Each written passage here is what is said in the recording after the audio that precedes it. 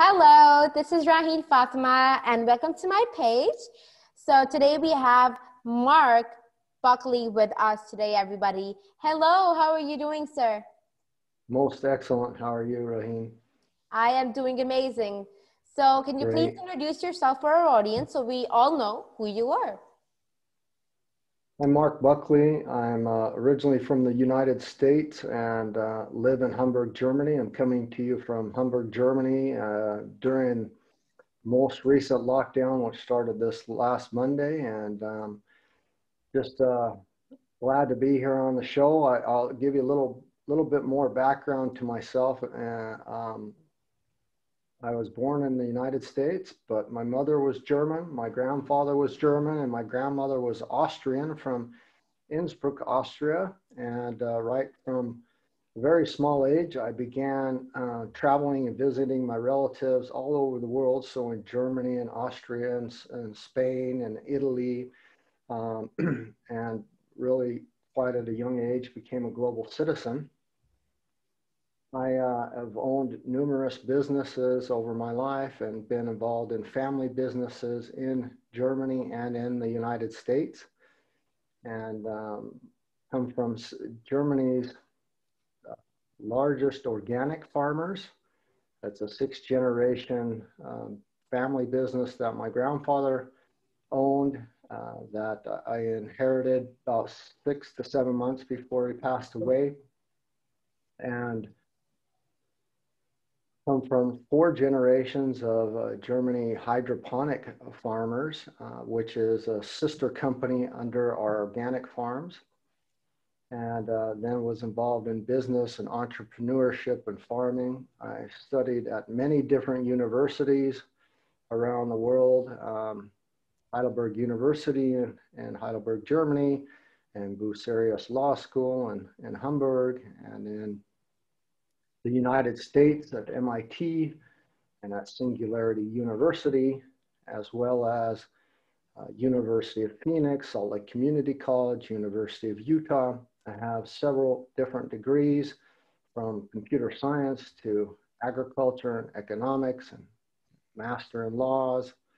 And I'm a lifelong student, learner, but also an adjunct professor at a couple universities, the Berlin School for Sustainable Futures, the Future IO Institute, which is a future studies and executive institute to teach future studies and how to create resilient, desirable futures, and work with many different organizations and institutes as lecturer, and I've authored a couple books.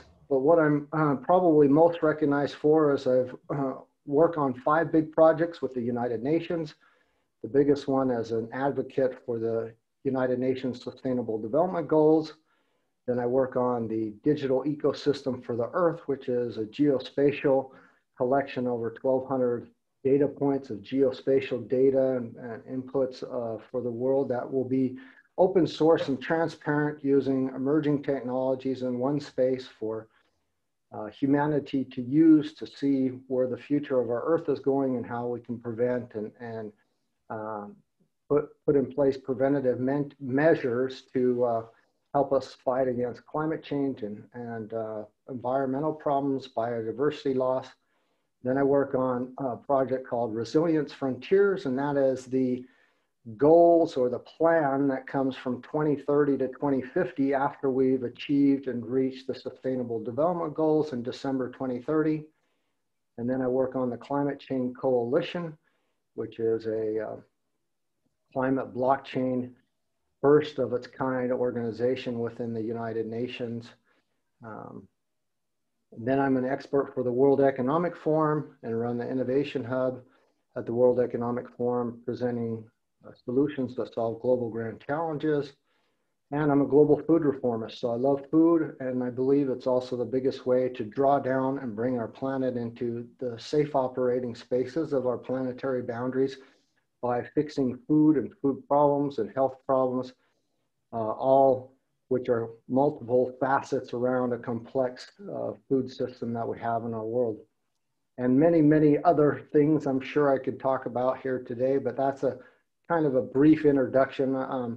wrote a series of books called The Beauty of Impact, and my last book was Moonshots for Europe. Matter of fact, I have a copy right here, and I have another book coming out by the end of this year. It's called Menu B, People and Planet Food Saving Solutions. And since there is no Planet B, I want everybody to know that there is a Menu B, an alternate plan to help us fix our issues around food and for human health and the environment. Amazing. So we've got the introduction right there. So let's hear more about your childhood. So you said that, you know, basically your relatives and them being from different countries or living in different countries, and was the cause for you traveling and getting so much exposure at a young age, right? Yes.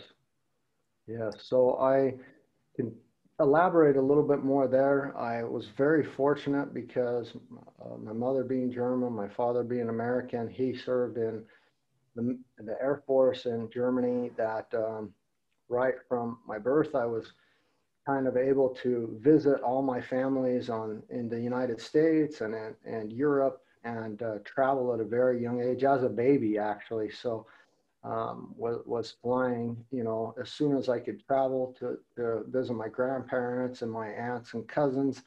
So my mom could show off her proud baby boy, and was very fortunate at a young age to see different cultures, hear different languages, and take vacations with my grandparents in different countries where I was exposed to not only different types of foods and cultures and languages and experiences.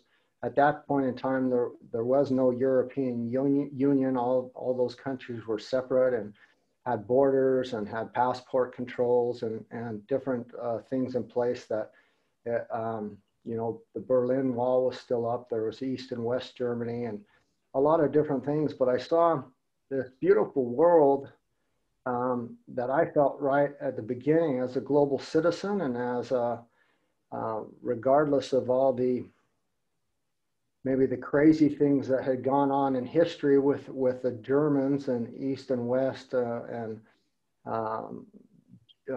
Germany, that I still was really exposed to this beautiful world of diversity and could see, you know, how the world with different cultures interacts with each other. And so I was really fortunate. So as I say, being a global citizen right from the beginning, fortunate to go to kindergarten and grade school in Germany and spend a lot of long vacations in my family farms and family companies and businesses in both countries, the United States and in Europe as well. And so this was really, really fortunate and lucky. Now, life wasn't always rosy, but I think I was really fortunate enough to have great parents, because my parents did divorce when I was fairly young, and they both remarried.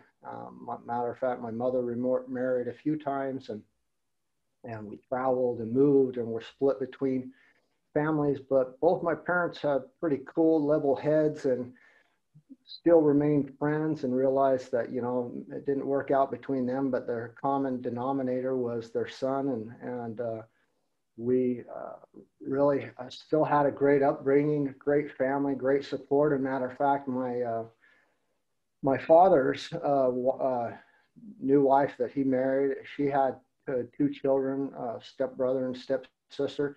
But I always called her mom, even while my mother was alive. I always called her mom, and I love her to this day. She's still alive, and we have a good relationship, and I have a good relationship with my stepbrother and sister, which I never called step or stepmom or at all. I always consider them part of my family. And I think that's really, thankfully for this concept of being a global citizen, it was really easy for me to adopt other people, other cultures, differences and diversity, and say, even though they're not blood related, that I can still love them and adopt them and treat them like my own family, and that we're really connected. And that's always continued throughout my life. And so I have 4 adult children, and my oldest daughter is adopted. She was from my first wife's previous marriage, and I adopted her when she was 18 months old. She calls me dad, and she's my daughter, and her real dad still is alive, and she knows him. And so I just really like this thing to not only be adaptive, but to be adoptive, and really to find love and the common denominator, and to realize that we're all the same species and we're not divided that far from each other. And if we go with those principles throughout our life, it can really help and make life and things a lot better. Exactly. That is so true.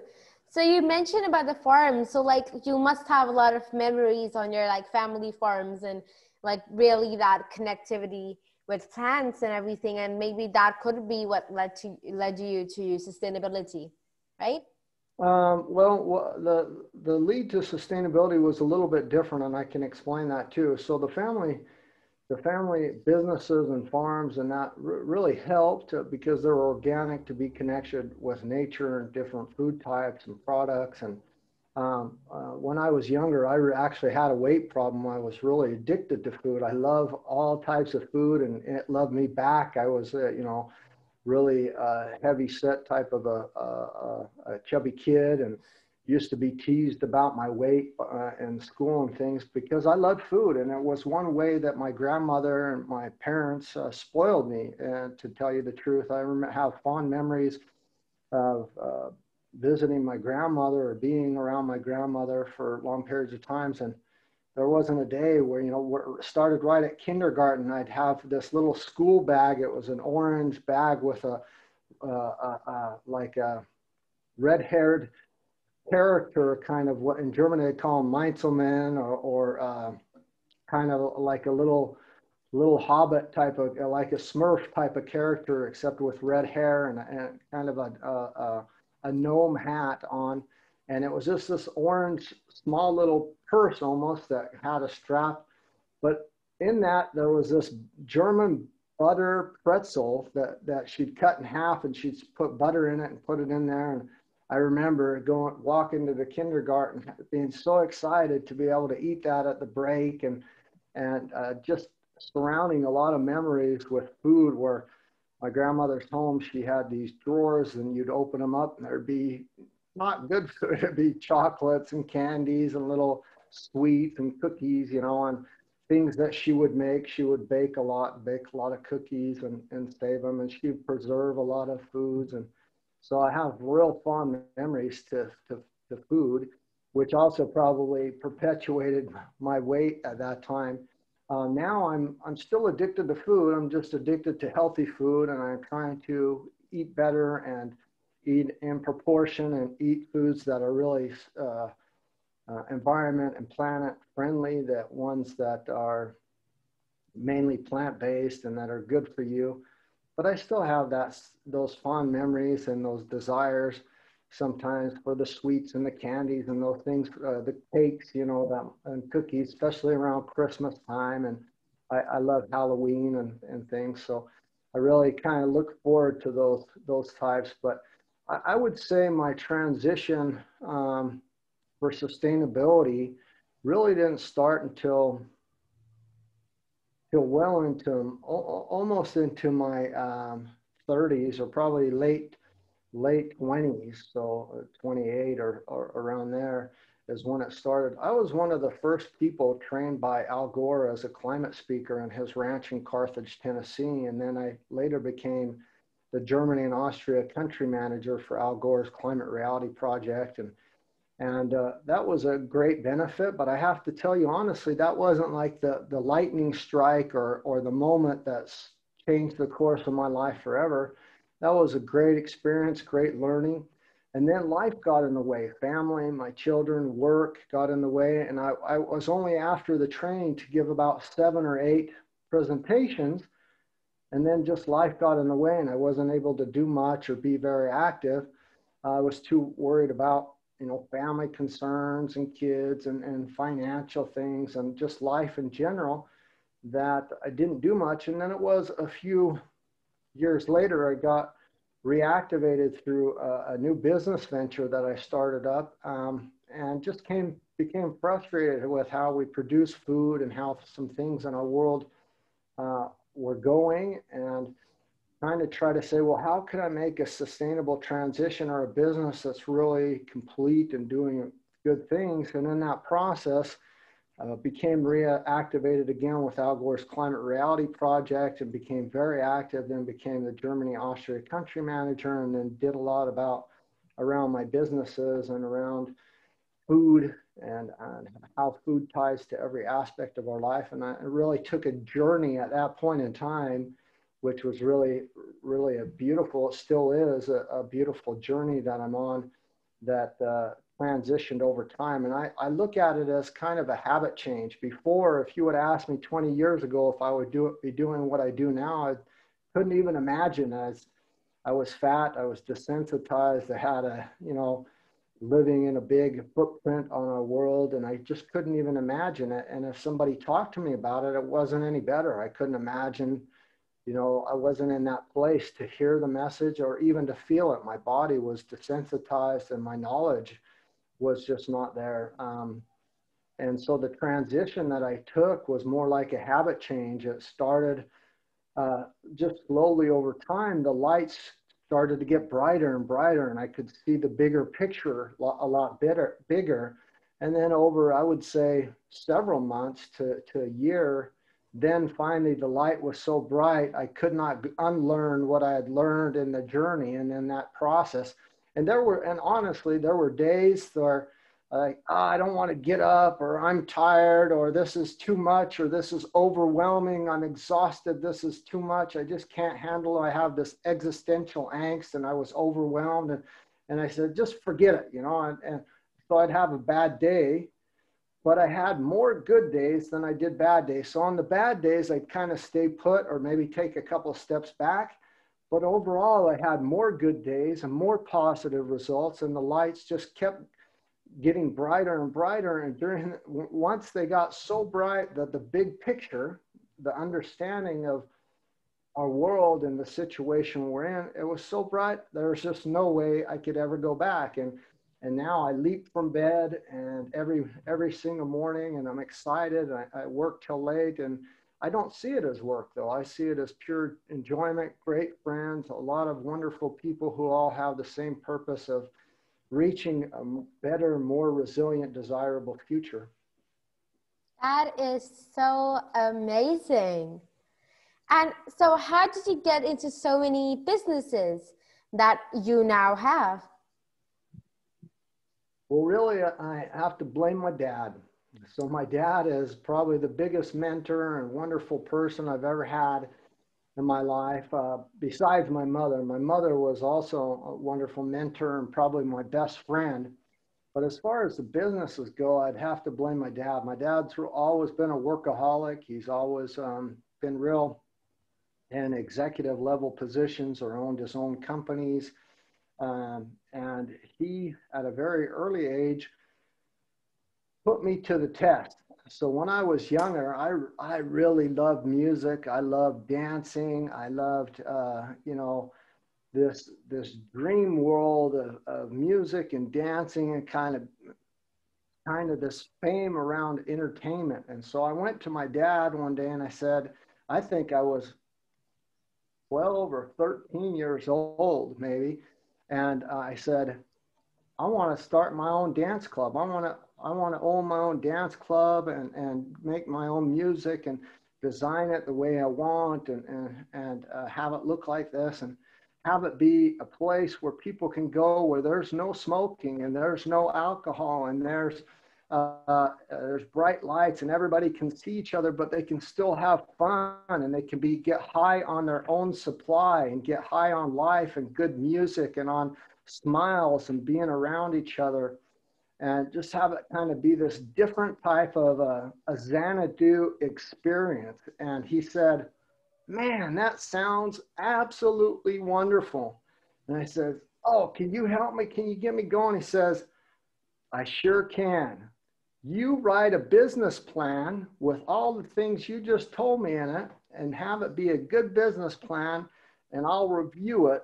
And after you've written it, I review it, and I'll see if I want to make an investment in you to start this dance club. And so right then and there, I had to prove that it wasn't just a dream, it wasn't just some fleeting moment. I went to work and started writing my very first business plan, and I had no clue. So I started to research, and I went to the library and I looked at books. This was before the internet, and went back to my dad hundreds of times to ask him, how do you do this? Or what do you got to do here? Or what are you looking for here? Because I knew he'd written his own business plans, and he's owned several of his own companies. And so that he was going to be very critical, and I wanted to do it right. And so through that process, boy, that just started me out. And I have to blame my dad for being probably the best mentor and the most critical person ever. So whenever I worked for him in any of his in our family companies,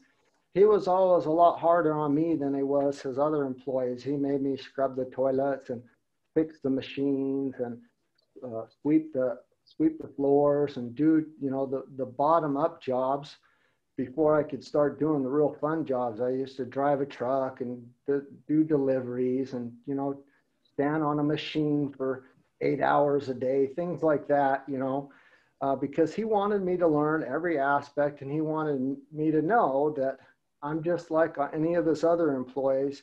I have to earn my way and also build my way up, my knowledge to know what's going on. And so I really am blessed to have him as a great mentor. And through that initial experience, just over time, I had the knowledge and the skills, and then mixed with schooling, where I started my own companies, and I put in the hard work, and I dreamt big. And it just was really lucky. That and my family companies really helped me out to keep that entrepreneurship going. And tell you the truth, this is kind of the last thing that I want to touch on, that is that entire journey, for the longest part, for probably up until almost 20 years ago, or even 15 years ago, most of those businesses weren't sustainable companies. They weren't even social enterprises. They were just kind of business for money. And the light went on there that I said, these are just so dead. I'm just working, trading my time for money. I'm working for these accounts or these customers, and they just want the cheapest price and just turn out a product, and there's no social aspect to it. It feels dead. And then if those clients go away, then the feeling goes away, and so it's like putting too many of that type of egg in your basket. If the basket drops, then you don't have any other eggs.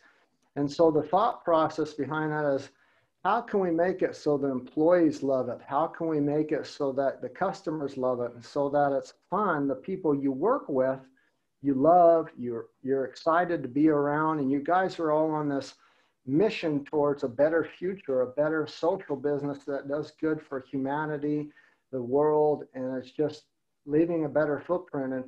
And so that switch came much later, but I'll tell you what, the feelings, the results, and the momentum, the energy you have on those type of businesses are 1,000 times better than just going to a 9-to-5 job, feeling like a number, just working, for a dead-end job, where you work with people that you love, you respect, and it's kind of this business romance. And I think that's important. That comes from family businesses as well. Yes, that is so true.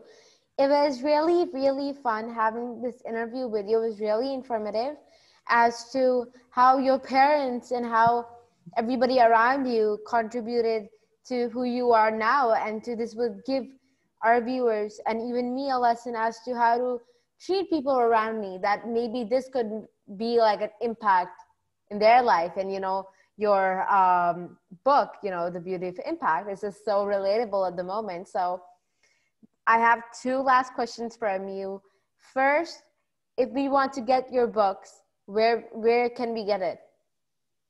So my other books, they're all philanthropy. We don't really sell them. They're available on Amazon for just the cost of shipping, and you can still order them on Amazon.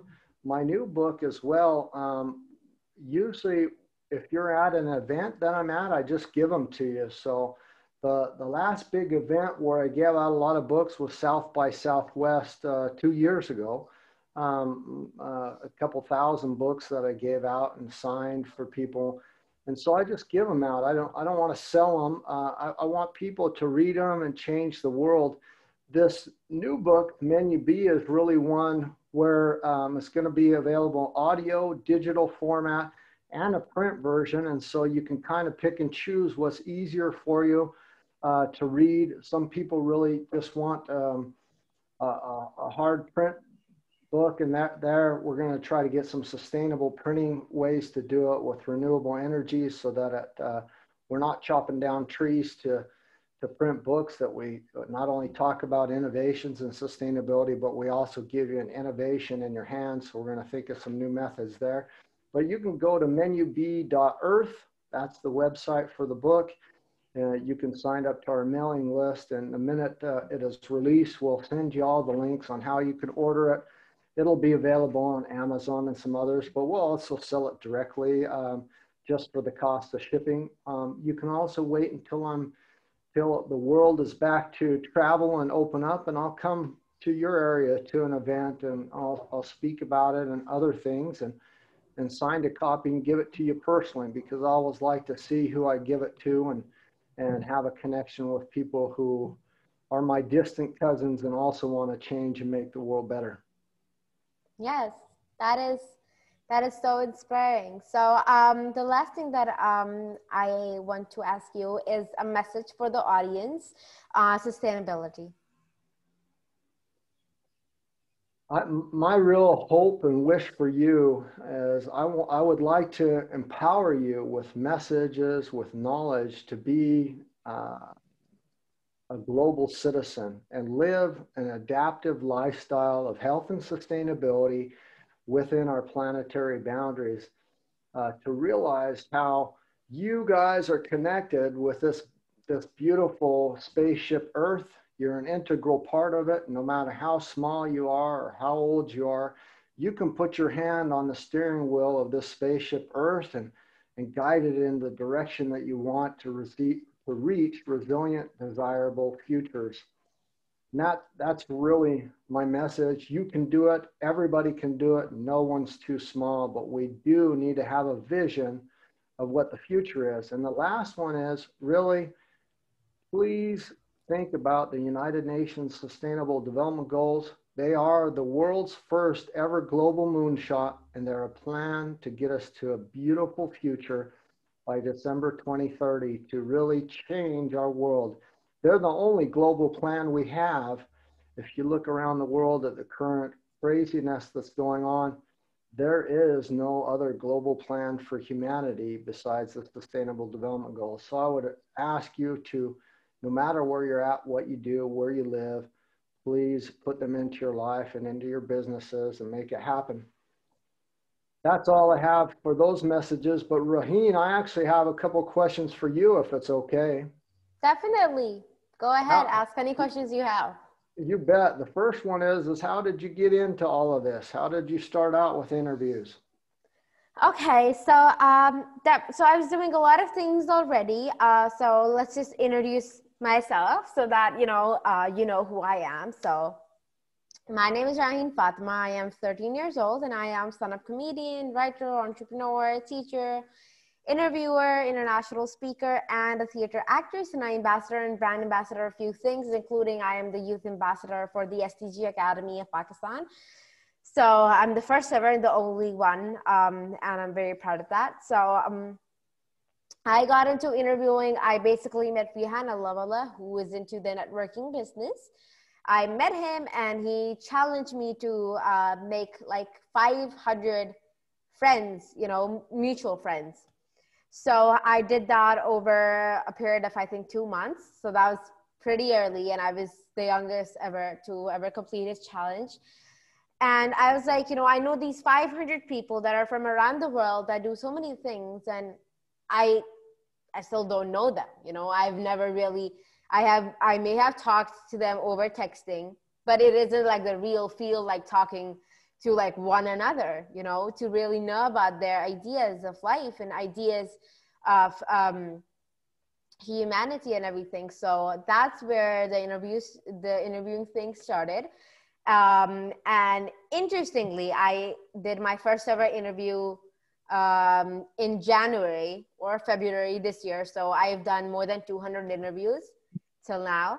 And it is just to get a more idea about the other person, and using my page as that kind of place where all religions, people from all religions, professional backgrounds, national backgrounds, you know, they're all welcome to share their point of view, so that people that will follow me or say that they're my friends and they love what I do, they too have that sense of acceptability. And I too, because at times, you know, people are not from my own religion, not from most of the time, that are not from my own country. So I am more as myself, very acceptive of, you know, other ideas. So yeah, that's how it began. And I love interviewing, you know, it's very fun talking to people around the world. That's great. I appreciate you sharing that with me, and I'm glad that you reached out and asked me to do an interview. It was a real blessing to be honored to meet you and to speak. I have a couple more questions, and so as you being a comedian, comedy is different for different cultures and different in different places around the world. In Britain, they have a different style of humor than they do in the United States, and in India and Bangladesh or in Africa, it's different as well. I would like you, if you don't mind, the impromptu to share some humor with me, because I really feel that joy and laughter can be a magical thing, especially in this time of pandemic and craziness around the world. It's always nice to laugh and have something to smile about. Do you have some humor, some jokes, or some comedy you can share with us just on an impromptu? So actually, sir, what you just said is just so true, because my comedy is in 3 languages. Very little part of it is English, and never the punchlines are in English. So everything is in Urdu and in Punjabi. So because I speak 3 languages, so I, you know, have everything in that, and it's not really culturally relatable for you. So that is something that I will have to say here, because when you translate what all my punchlines and everything, that wouldn't even make sense. So Okay, that's what I want to say. But if you really want to listen to it, I can surely send you in some videos. And if you ever do something virtual, you're really, really welcome. And, you know, one thing I want to share about comedy is that I've always wanted to share some of my ideas with the world, a lot of them. And, you know, comedy is the best medium that I've ever found. And I actually began my career as a stand-up comedian when I was 11 years old. So I was the youngest of like everybody. I still remain the youngest from Pakistan. And being a girl and being a stand-up comedian is like the biggest taboo in our country. You know, it's like, you're a girl and you're a stand-up comedian, huh?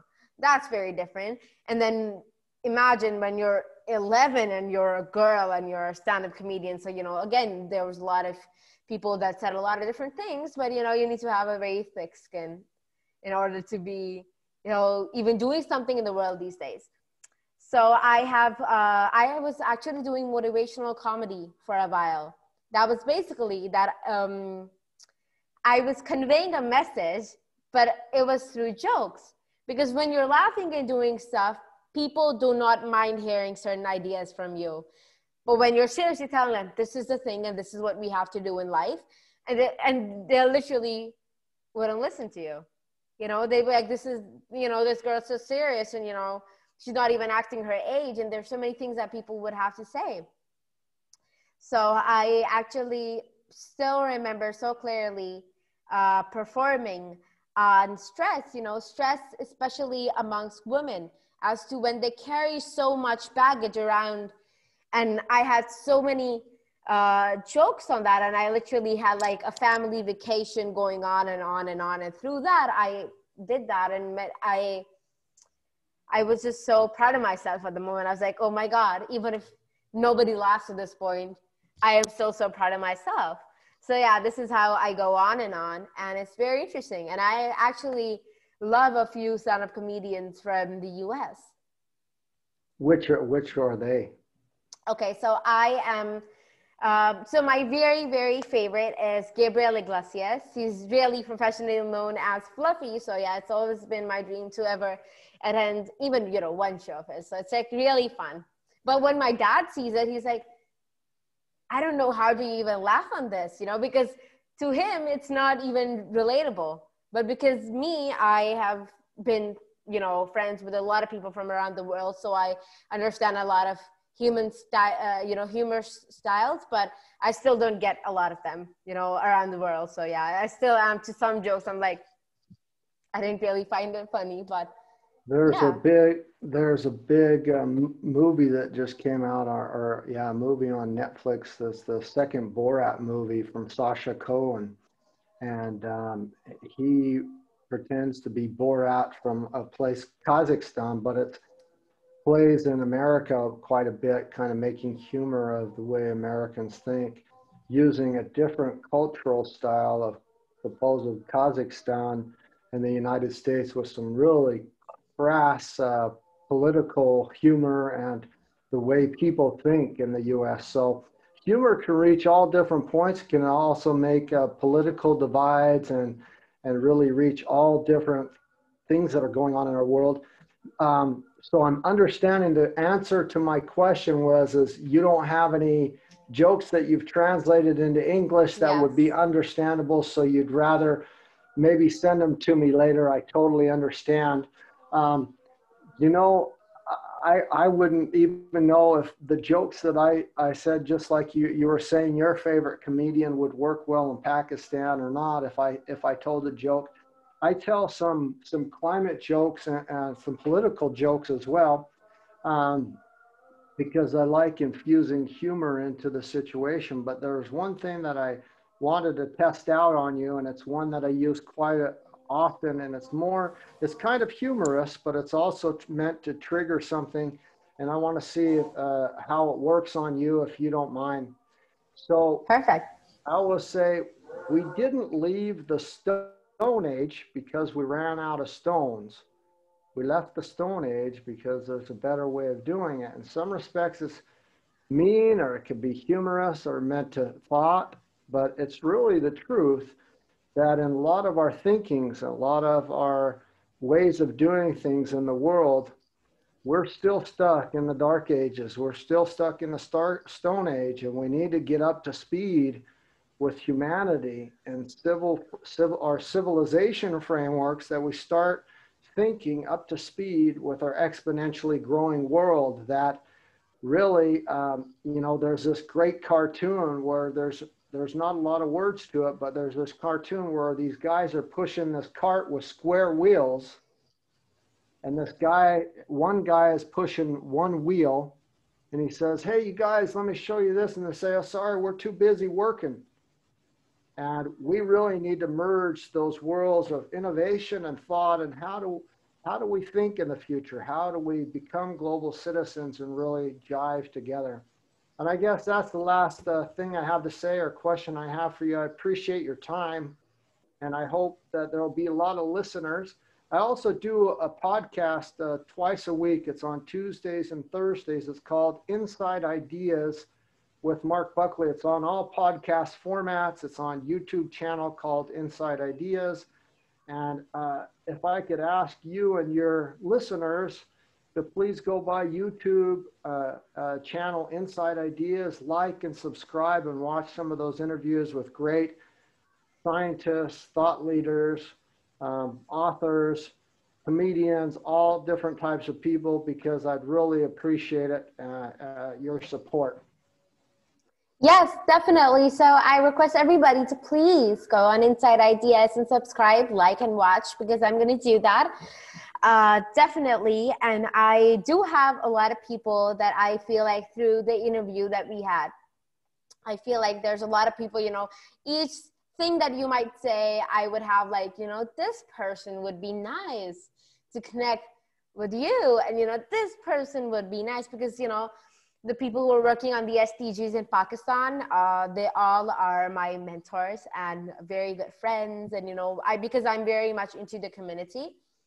So I would like to connect a lot of people with you, just if you permit me to maybe, I don't know, group on Messenger or something?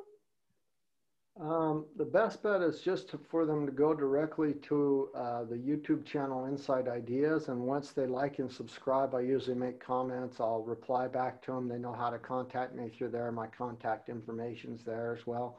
So also, if they feel that they would like to be on the show, we also are taking people for the show all the time. So there's some great people coming up. We've got a lot of pre-recorded videos that are still to come. Some great ones still out there. So we just had a 12-year-old on this week on Tuesday, Andre from Malta. And so we have a really diverse group. He's on the European Union Malta Council for Children, and he does a lot around climate action and activism. And I've been in the documentary with Greta Thunberg and with Louisa Neubauer. So I really think Fridays for Future, the movements of the future, the youth movements of the future are important, but that everybody has a voice, not just us old adults and grandparents and parents. I think that everyone has a voice. And the last thing, I guess, I do need to say this because it's so important. That's another real important reason why I was so glad that I could be on with you. I think that there are this craziness going on in our world, especially around climate change and what's going on and how it's affecting us everywhere, that two of the biggest drawdown factors to get our planet back into the safe operating spaces of our planetary boundaries and to draw down global warming is one, to empower women, and two, to empower girls. And so I hope you feel empowered. I hope you will continue to be empowered as a wonderful, strong girl and young woman. And please don't give up. Keep going, keep interviewing, keep fighting the fight, and motivate all the other wonderful women and girls that you know to get up, carry the banner. Let's move forward and make this world a better place for us all. Thank you so much. And with this, I'd like to end the interview. It was really amazing having you on the show. And I hope to have further sessions with you. Thank you so much.